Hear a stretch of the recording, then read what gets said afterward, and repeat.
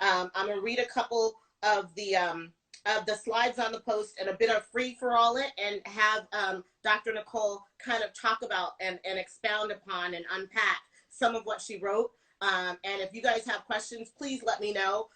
Because the reason I thought particularly this post was so important is because of a lot of the things that you guys show up with on the platform. A lot of the things, the questions you have, and a lot of the problems you guys have and the struggles you have, let me know that in this community, there are a lot of us who are struggling with trauma bonds. So this is my attempt to try to illuminate some of that and help you guys get started on your road toward recovery and even just exploration, right? Yeah, absolutely. Let's look at it. All right, so trauma bonds explained. Well, first we'll go with the caption. I want you to understand that trauma bonding makes us blind to red flags, she says. This is why there's so much shame around falling into these types of relationships. We tell people to just leave. Why would a person leave a relationship that feels like home? We always seek the familiar. The mind and the body feel safe in what it can predict. The mind and the body also become highly addicted to the roller coaster that is trauma bonding. I'm going to stop there and see if you could just illuminate kind of those 2 points, that we seek the familiar and that our mind and our body feel safe in what we can predict, which is how we can become addicted to the roller coaster of the ups and downs. If we can predict that, I guess, a partner would provide that kind of an experience for us. Yeah, absolutely. And the story begins really early on, so however anyone listening believes that us as humans get to this beautiful planet, we arrive, right? And when we arrive, I mean, this might sound silly to think of in these terms, but we are really tasked with learning how to be here, be a human, be in a body, navigate our emotions, kind of acknowledge and reconnect with our spiritual self. I kind of categorize humans as having those 3 entities. So we come to this planet, right? And we're in this full absorption mode. We're learning, we're taking in everything around us, right? So we need to understand that, because at that time period, I use the computer analogy a lot. I think a lot of us think understand that analogy in the digital age for the way our mind works. So at that time, what we're doing, and it's really helpful that we do this, we're laying programs, if you will. Right? How do I care for this? We create habits of self-care in our body realm, right? We learn, some of us, somewhat about emotions maybe, and we come up with how we deal with those. And right. So we're learning. So that becomes these programs that then direct our life outside of that time period, right? When we're in when we're an adult, let me go back to why we need this. If we had to wake up every day and consciously remind ourselves how to be a person, essentially, we would overwhelm and exhaust ourselves. So we rely on this autopilot. The most common example, right? We're driving a car home. Maybe I'm lost in thought about the argument I had with my partner or my stressful day at work tomorrow. And before I know it, I'm home. I don't know how I got home, who drove the car. I mean, obviously I did, but I cannot recollect even doing that. Why? My program of driving a car home. So thankfully we need this. However, that is what I'm talking about when I talk about this familiarity. We become so comfortable in those habits that becomes what we know as, kind of our stable, our safe space. So anytime we go to change, and this is why change is so difficult, I talk about this often, in relationships, say, we've had maybe a string of unsuccessful relationships, right? I'm operating on this program of how to be in a relationship. Typically, again, something I've learned in childhood, right? So I'm relating to these people in my life in that same way. Maybe after a string of unsuccessful ones, I know logically that this isn't the type of partner that's going to get me this fulfilling relationship I want, because it hasn't happened, right? However, if I try to go and date a new type of person, it's going to feel uncomfortable to me because it's not going to be what I'm used to, right? And that discomfort, it comes out a million different ways. Some of us will actually feel it in our bodies. We'll just feel uncomfortable. Like, what is this? Who is this person? This doesn't feel right. Some of us will cognitively kind of rationalize all the reasons why this is not the person for me. And there's just before we know it, we're back in that rut. We're back dating that familiar, even if logically, like I said, it's not going to be the type of relationship that gets us what we want. So we're operating on outdated models, I think, is a way to simplify it, with the reality being not many of us were modeled. Some of it's generational. just beliefs that, you know, older generations had in terms of relationships and what they meant, I should say. So before we know it, we're operating on these old models of relationships that just aren't working for us. I liked multiple things inside of your explanation. One being that if you are on the roller coaster and you check yourself on this roller coaster and then you become aware that, okay, maybe the last 3 people that I dated, I ended up in this sort of a dynamic that I really don't want to be in, that doesn't mirror what I actually want. And maybe it does remind me of maybe, you know, a generational curse or something, a pattern that's been passed down by my parents and my grandparents. And so it feels familiar, but I really don't want this. That even if I'm cognizantly aware of that and I decide, okay, I'm going to date a completely different kind of person than my type because I'm trying to get to this desired end that I really want. And what I've been doing isn't it. And what my parents gave me isn't it. So I'm going to do something new. And you get out there and you're dating and you're all excited and you meet someone totally different. And that don't feel good either. You know what I mean? Smack dab into whoa. And I've heard different teachers say stuff like, oh, well, he's nice, but he's just kind of like my brother, you know, or you friend zone them, or you disqualify them for whatever reasons. Maybe you sabotage and decide that it's too safe, it's too comfortable, it's too normal, even boring, if you will, which is what I loved about your language, because you specifically said the mind and body also become highly addicted to the roller coaster that is trauma bonding. And so sometimes, which I think is really great, I guess a question we should be asking ourselves is this person so attractive because they're actually attractive and they actually have the characteristics and qualities and values that I want if I'm going to live out this life with them, that make me feel safe because I can build with them? Or do they just feel familiar? And that's where the attraction is, because I know this thing, I know this story, I know where it leads, and the predictability of it is what I'm actually finding my safety in, rather than this person or this situation's ability to produce what I need if I want to have this family, life, love, marriage that I'm looking for. Yeah. And I want to clarify, because when you and I are talking in terms of predictability, right, it might seem counterintuitive because that which is predictable might end in a violation of some kind. However, that's how we're defining safety. So what often happens when we live a painful experience, you know, we know that X leads to Y, for instance, right? So this doesn't mean it's logical, you know, that is safe for us. It actually might be quite unsafe, but it's predictable. And that's how our mind prefers to navigate what it knows, because the unknown for a human being is the most threatening thing, because we have to think in terms of evolutionary times.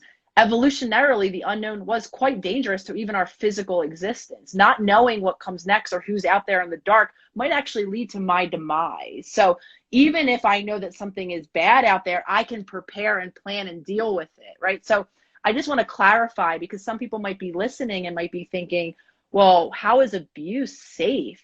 It's knowable. I might know that this thing always angers my partner, so I have a little bit of control. If I avoid doing this one thing, my partner won't be angered, but at least I know that anger is what comes next. So this new partner who might be boring is completely unknown, which for our subconscious feels unsafe. So just to clarify, because I know a lot of people listening might be like, well, this doesn't make sense. This is quite unsafe, this familiar pattern I'm attracted to of chaos, or even maybe it does end in abuse. But for your mind, it's known, and that makes it safe. I love that. And I love the differentiation you just created, because I see that. But if I'm being unclear, it's really important what you're saying in terms of the distinction between the two, because you're absolutely right. Just because something is unsafe in reality doesn't mean it's not familiar still, and that we won't be attracted to it because we know it. So what we're attracted to is the fact that we know it, even though it might be he's knocking my head upside the wall. Yeah. But if my mom got her head knocked upside the wall, my grandma did too, even though I cognizantly don't want that, logically, as you said, I know that. I know that pattern. I know what comes with it. I know, okay, so on Friday nights, I'm going to be tensed up when he's coming home from work because ABC. I'm just saying there's a pattern there that I know and I understand. And while cognizantly I don't want that, the fact that it's familiar makes it safe.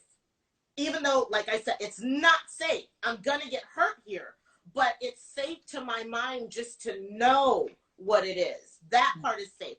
It's not unknown safe. It's known safe. So it's kind of like, the devil that you know versus the devil that you don't. Yes. Yes. And it could quite still be a devil that's on the other side. So I just like to clarify that, because again, we can become really critical of ourselves, aside from maybe what our friends and very well-intentioned loved ones are saying, which aren't always the most supportive things, as we're living these cycles.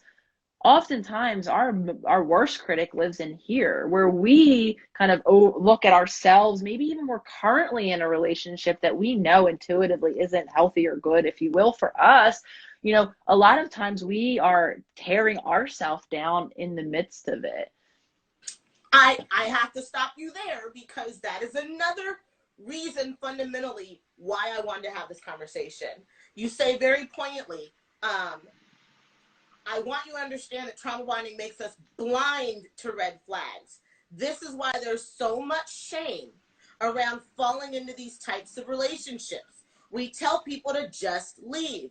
But why would a person leave a relationship that feels like home? That paragraph is genius because of the shame, the guilt, those are two really good, powerful words. Maybe we just stop there. The shame and the guilt of, wait a minute, I'm making bad decisions and I'm choosing the unsafe thing, and I know better than this, and I'm grown, or I'm educated, or I'm cognizant, or I'm doing my work. So why am I doing this? My reasoning for this is because I want you all to be aware of the shame and the guilt that you place on people when you say things like just leave, without understanding what has them tied to the spot. And even trying to be more compassionate and empathetic about what it is they are traveling through that has them in this cycle. I really think we're not kind to ourselves. I know I'll talk about me. When I see myself, I'm a very brilliant woman. When I see myself in a pattern that I should not be in, I am very hard on myself. I do have, triggers of shame or of guilt in my past, but also just what I'm working through on my own in terms of that inner oughtness. You ought to know better. You should be in a better place than this. You know better. You understand better what's wrong with you. You're counseling people. How could you possibly be going through, you know what I mean? And I know I'm not the only one, because I watch it on the platform too, when we're having a lot of different discussions. Sometimes people are very non-empathetic in just going, well, you should know better, and why are you doing this, and why are you here, and how come you didn't learn this 5, 10, 20 years ago, etc. I really want to create a safe space for discussion, exploration, and curiosity, rather than just, you should already know this, why don't you know this, and why are you doing this? And I will extend, grace to be offered along the way, because even if we come to the awareness and we are like, okay, I have to shift my relationship. This includes not only just romantic relationships, friendships, families. We can be living in these kind of trauma bond type dynamics in all of our relationships. So extending the grace that even if you come to the awareness and you begin to start to create new patterns in your relationships, it's not, what is the cliche we love to say, love to hate? It's not linear, right? It's not a light switch that, oh, now you're never going to go back to those old patterns. No, right? I still have moments where I cope in that old way, or I make choices that are based in those old patterns. Even currently in my relationship, I do that. So I say this when I talk about ego work, right? Once we become aware of our ego doesn't go away. And sometimes we react to our ego and not to, kind of an awareness that's deeper than that. So nothing is linear. So I say that to extend that compassion for those of you that maybe are kind of shifting patterns in your relationships, and maybe you are seeing some things change, there might be a time and a space where you see that old pattern reemerge for a time, right? So it just takes that consistent awareness and that consistent practice to continue to create new patterns. It's not a light switch model. I wish it were, believe me. I'm a human too, and like I said, I still have current moments where if I'm not conscious, sometimes when I'm exhausted, when my resources are down, this is when some of my own patterns in my own current relationships begin to, or old patterns, I should say, begin to reemerge. So that doesn't mean you're going in the wrong direction. It's just nothing's linear. Totally agree, and totally love you for saying that. Thank you. Okay. Healing is the process of reparenting. Well, you know what? Before we get into reparenting, no, we'll do that. Okay. Healing is the process of reparenting. Please see my series on this. If you're in a trauma bond, know that these relationships can be unlearned. There is good news for all of us. They can be unlearned. All of us can put in the work to experience authentic, healthy relationships. So, can you please give us a definition on reparenting? What does that mean?